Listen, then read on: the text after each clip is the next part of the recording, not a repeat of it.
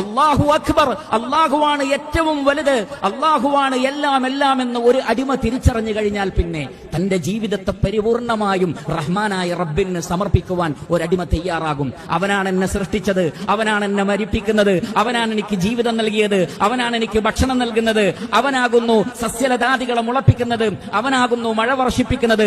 പ്രാർത്ഥനക്കുത്തരം നൽകുവാൻ റഹ്മാനായ റബ്ബിന് മാത്രമേ കഴിയുകയുള്ളൂ. സൃഷ്ടികൾ അഖിലവും ഒരുമിച്ച് ചേർന്നാലും എനിക്കൊരു ഉപകാരം ചെയ്യാൻ റഹ്മാനായ റബ്ബ് ഉദ്ദേശിച്ചിട്ടില്ലെങ്കിൽ ആ ഉപകാരം എനിക്ക് ലഭിക്കുകയില്ല. സൃഷ്ടികൾ അഖിലവും ഒരുമിച്ച് ചേർന്ന് എന്നെ ഉപദ്രവിക്കാൻ വിചാരിച്ചാലും റഹ്മാനായ റബ്ബ് തീരുമാനിച്ചിട്ടില്ലെങ്കിൽ എന്നെ ഉപദ്രവിക്കാൻ ഒരു സൃഷ്ടിക്കും സാധ്യമല്ല. അങ്ങനെയുള്ള പ്രപഞ്ചത്തിന്റെ നാഥനാണ് അല്ലാഹു എന്ന് തിരിച്ചറിഞ്ഞു കഴിഞ്ഞാൽ പിന്നെ മനുഷ്യരെ ശ്രദ്ധിക്കുന്നത് നമ്മൾ ഒഴിവാക്കും. ഏകനായ റഹ്മാനായ റബ്ബിനെ മാത്രം, അവന്റെ കൽപ്പനകളെ മാത്രം ശ്രദ്ധിക്കുന്ന അവസ്ഥയുണ്ടാകും.